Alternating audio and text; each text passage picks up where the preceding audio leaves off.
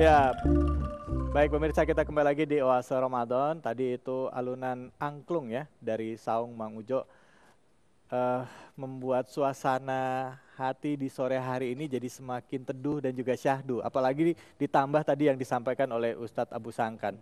Ustadz, lanjutkan lagi Ustadz. Saya kenapa pengen ketawa terus ya? Gantengan saya soalnya ganteng itu. Silakan Ustadz. Alhamdulillah, ternyata memang orang yang legowo katanya. Insaraha wan fasaha. Ini banyak orang nggak diketahui. Fi qulubihim maradun fazadahumullahu marada. Banyak penyakit dalam hati yang berdampak terhadap penyakit fisik. Orang yang kecewa itu asidnya meningkat. Laktat dalam tubuh, dalam darah kita juga meningkat. Makanya kecewa 3 hari itu pegel-pegel, Pak. Itu betul. Jadi orang yang sombong itu melawan gravitasi bumi, tulang-tulangnya dia terangkat. Orang yang sombong kalau jalan pasti melawan gravitasi bumi. Wong daya gravitasi bumi itu kan tinggi sekali. Dan kita melawan. Ada apa lu? Gitu loh. Kalau 3 hari gini terus, capek Mas. Lah dari mana Mas? Dari sombong 3 hari saya. Jadi betul-betul banyak orang tidak ketahui.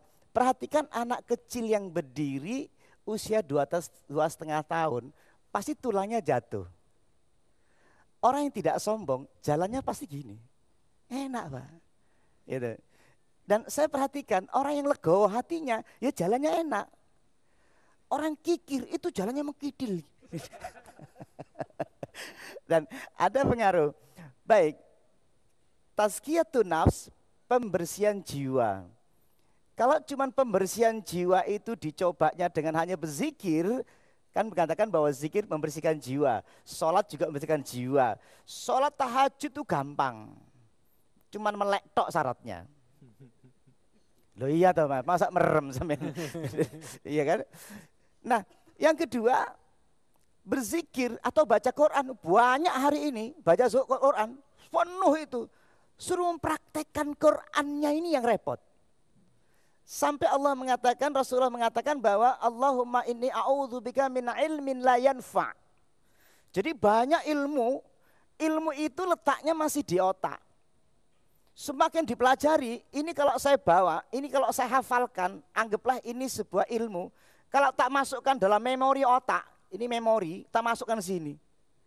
Jadi antara ilmu yang di komputer dengan di otak itu cuma ngabot-ngaboti otak tok. Betul itu. Jadi orang yang ilmunya taruh di otak itu jalannya itu berat. Biasanya enggak mau nunduk. Kenapa? Kabotan ilmu, keberatan ilmu. Mau nunduk malu. Kebanyakan ilmu takut jatuh ilmunya.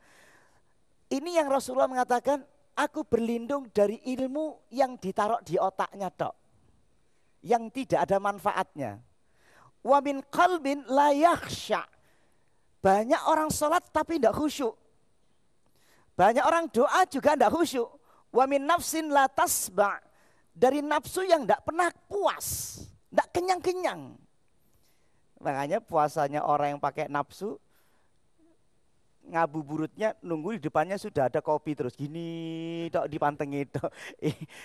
Tiga, dari min da'watin la yustajabu lahu, dari doa yang tidak pernah connect, nggak pernah tersambungkan dan tidak pernah didengar oleh Allah Subhanahu wa taala. Hari ini tazkiyatun nas. Kenapa? Satu contoh, manusia ini terdiri ruh dan jasad. Jasad manusia ini cenderung ke tanah. Makanya beratnya ke bawah. Semakin tubuh ini cenderung kepada asalnya, maka terikat. Dan di dalamnya adalah ruh. Ruh itu berasal dari rihun, angin, udara. Lah udara itu cenderung naik ke atas, balon udara. Min ruhi kata Allah. Ruh yang dihembuskan oleh Allah Subhanahu wa taala yang cenderungnya ke atas. Cenderungnya kembali ke Allah. Yang badan asalnya tanah cenderung selalu ke tanah. Ketarik. Nah, kalau semakin dibebani 3 triliun, dibebani utang, makanya orang banyak utang itu matinya susah. Makanya kalau punya utang jangan dipikir Pak. abot. Iya tuh, bayaran. Ruh ini, kenapa ruh ini bisa terhambat perjalanannya menuju Allah? Ibnu Qayyim menulis sebuah kitab namanya Madarijus Salikin. Madarijus Salikin adalah tingkatan orang yang salik perjalanan menuju Tuhan. Hari ini kita datang, diturunkan ke bumi, lalu disuruh pulang. Balik lagi. Ketika pulang ke Allah tadi, jangan digandoli. Maka betapa beratnya. Salah satu gandolan ruhani kita adalah badan ini. Yang kedua adalah harta yang kita miliki. Contoh orang yang terbebas dari harta. Kenapa bisa saya contohkan orang tidur?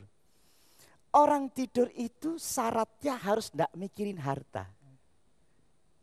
Baru dia akan bisa masuk alam mimpi. Ini mimpi atau tidur kecil, mati kecil.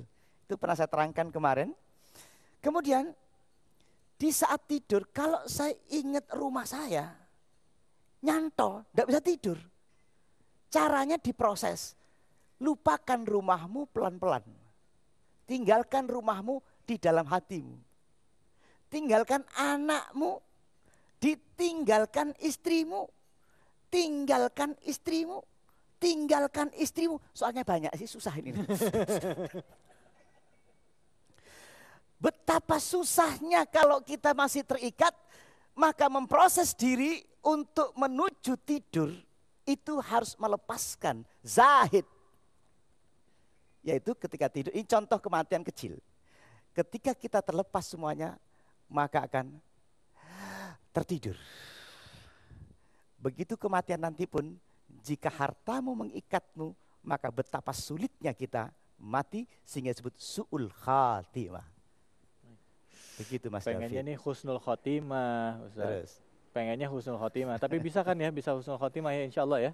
Bisa kita pastikan. Bisa kita pastikan. Karena Allah berjanji, jika engkau mampu memberikan hartamu dan tidak terikat, pasti. Jangan ragu-ragu. Insya Allah, kalau gitu langsung deh kita bagikan harta, kita berbagi buat orang-orang yang peduli. Baik, kita akan lanjutkan lagi, tetaplah di Oase Ramadan.